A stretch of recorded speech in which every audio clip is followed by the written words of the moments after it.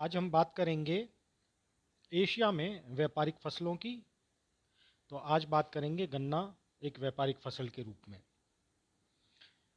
Asia महाद्वीप में गन्ना उत्पन्न करने के लिए सभी भौगोलिक परिस्थितियां अनुकूल हैं और इसी कारण से एशिया में विश्व का सबसे ज़्यादा गन्ना उत्पादित होता है।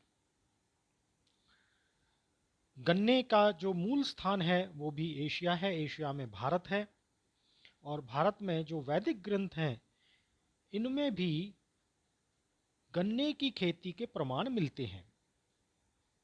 गन्ना बांस जाति का एक पौधा है और यह एशिया की एक मुख्य व्यावसायिक, औद्योगिक एवं मुद्रादायिनी फसल है।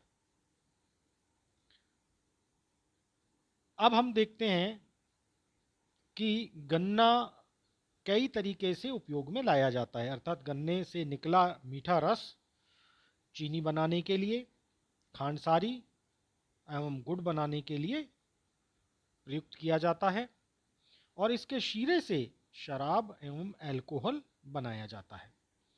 जो खोई बच जाती है उससे कागज और गत्ता बनाया जाता है या खोई को ईंधन के रूप में भी काम लिया जाता है।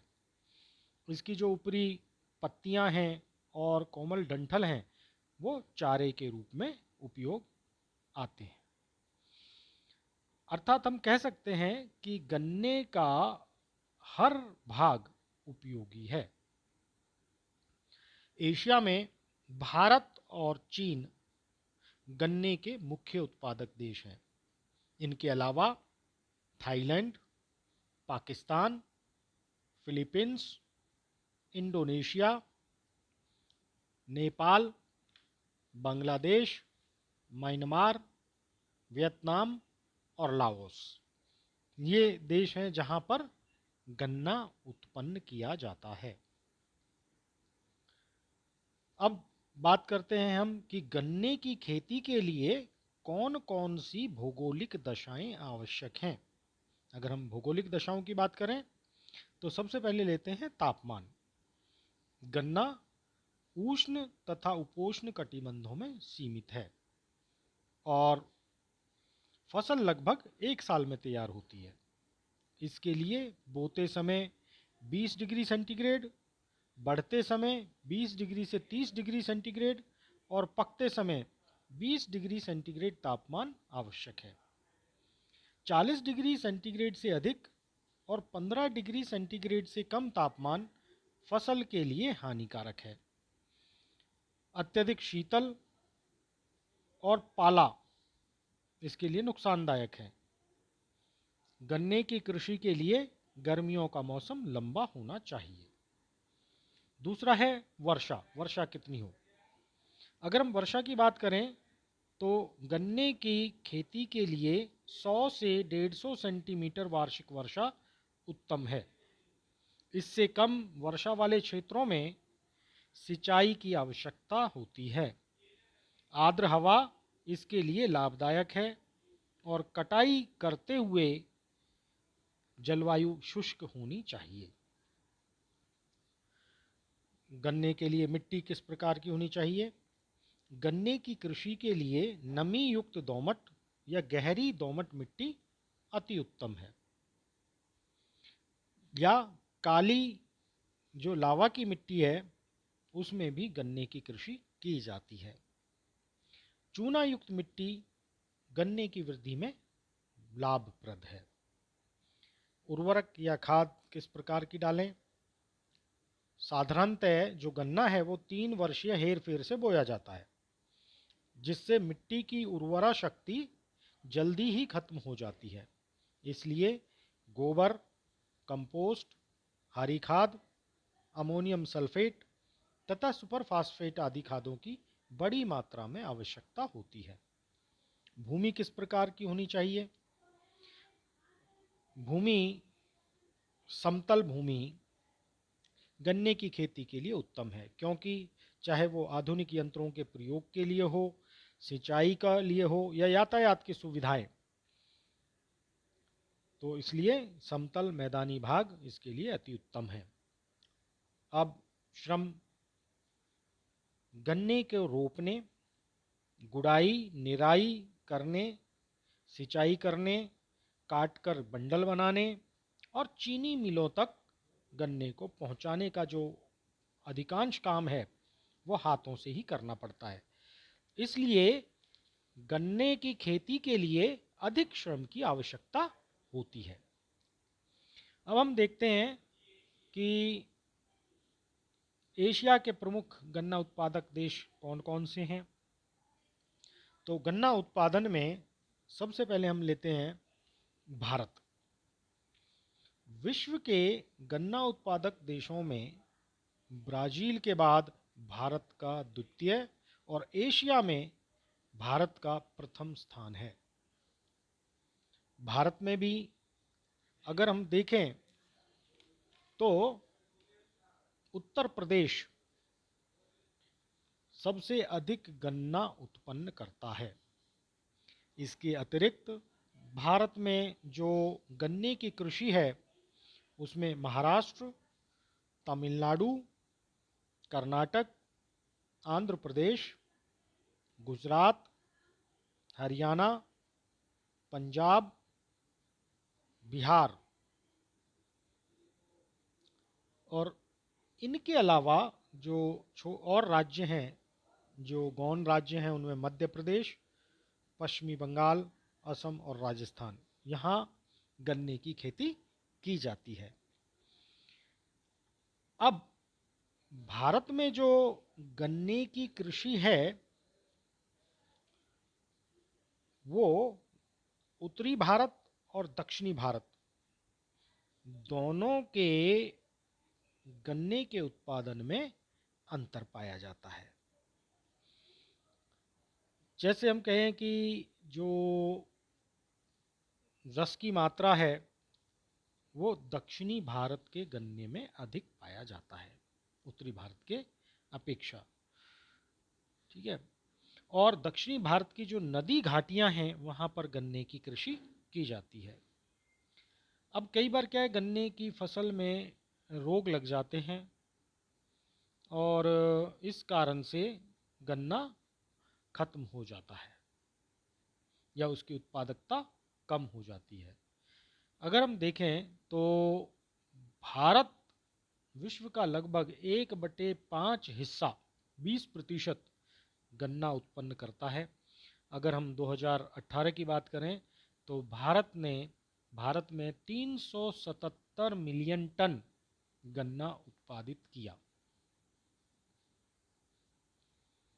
और इसका जो लगभग 50% जो उत्पादन है वो अकेले उत्तर प्रदेश में है।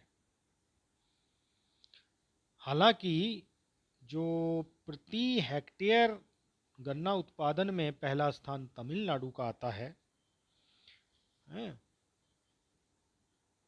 भारत में जो गन्ने की प्रति हेक्टेयर उपज है और रस की मात्रा है वो कई देशों से, चाहे वो आप मॉरिशस है, इंडोनेशिया है, जापान है, चीन है और सबसे ज़्यादा जिसमें है हवाई द्वीप, उनसे कम है।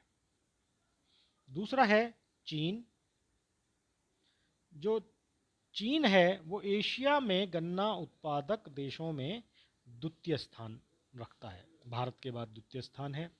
यहाँ अगर हम 2018 में देखें तो यहाँ गन्ना 109 मिलियन टन उत्पादित किया और दक्षिणी चीन के मैदानी भागों और पूर्वी चीन के तटीय भागों में गन्ने की खेती प्रमुख रूप से की जाती है।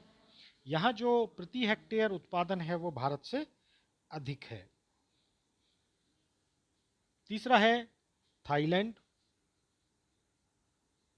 थाईलैंड में 2018 में 104 मिलियन टन गन्ना उत्पादित हुआ और एशिया में गन्ना उत्पादक देशों में थाईलैंड का तीसरा स्थान है। यहाँ पर भी जो गन्ने की खेती है वो नदी घाटियों और पर्वतीय ढालों में की जाती है। फिर है पाकिस्तान। 67 मिलियन टन 2018 में गन्ना उत्पादित हुआ और एशिया के गन्ना उत्पादक देशों में पाकिस्तान का चौथा स्थान है। यहाँ पर जो उत्तरी पूर्वी भागों में सिंधु नदी घाटी में गन्ने की खेती की जाती है। फिर है फिलीपींस। फिलीपींस लगभग 25 मिलियन टन गन्ना उत्पादित कर 2018 में 5वें स्थान पर आता है। यहाँ पर जो समुद्र के तटवर्ती भाग हैं वहाँ पर गन्ना उत्पन्न किया जाता है। ख़ास तौर पर जो ल्यूज़ॉन द्वीप है वो प्रमुख गन्ना उत्पादक क्षेत्र है और यहाँ पे जो तटवर्ती भाग हैं, समुद्र के तटवर्ती भाग हैं, वहाँ क्योंकि समुद्री हवा चलती है और लावा युक्त काली मिट्टी मिलती है, इस कारण से जो फिलीपींस में गन्ना है उसका उत्पादन किया जाता है। फिर है इंडोनेशिया। सन 2018 में इंडोनेशिया ने 22 मिलियन टन गन्ना उत्पादित किया। यहाँ पर जो जावा द्वीप है उसके पूर्वी भाग में गन्ने की कृषि की जाती है।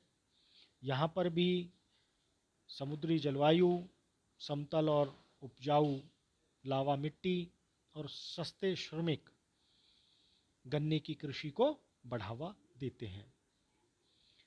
फिर है म्यांमार। म्यांमार में लगभग 10.7 मिलियन टन, वियतनाम लगभग 18 million ton, Bangladesh 3.6 million ton, Nepal 3.5 million ton और लाओस 1.8 मिलियन टन गन्ना उत्पन्न करते हैं। तो जो एशिया है वो विश्व में सबसे अधिक गन्ना उत्पन्न करने वाला महाद्वीप है।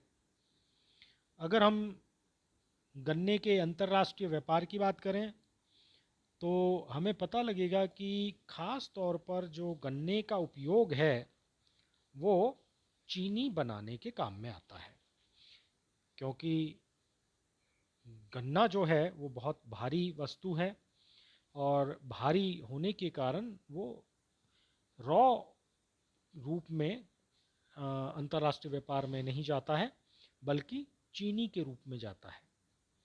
अर्थात चीनी की जो उपयोगिता बढ़ती जा रही है और इसकी मांग भी बढ़ती जा रही है और इस कारण से जो एशिया के कुछ देश हैं जो चीनी का निर्यात करते हैं, उनमें फिलीपींस, थाईलैंड, इंडोनेशिया ये प्रमुख हैं। कुछ ऐसे देश भी हैं जहाँ पर गन्ना होता है, जैसे भारत, चीन और जापान, जहाँ काफ़ी हद तक गन्ना की फसल होती है, लेकिन उसके बावजूद भी अधिक जनसंख्या होने के कारण वो चीनी का आयात करते हैं। तो इस तरह हम देखते हैं कि जो जल्दी खराब होने के कारण और भारी होने के कारण जो गन्ने का उपयोग है वो स्थानीय तौर पर कर लिया जाता है और यही कारण है कि इसका जो सीधा व्यापार है वो संभव नहीं हो पाता। धन्यवाद।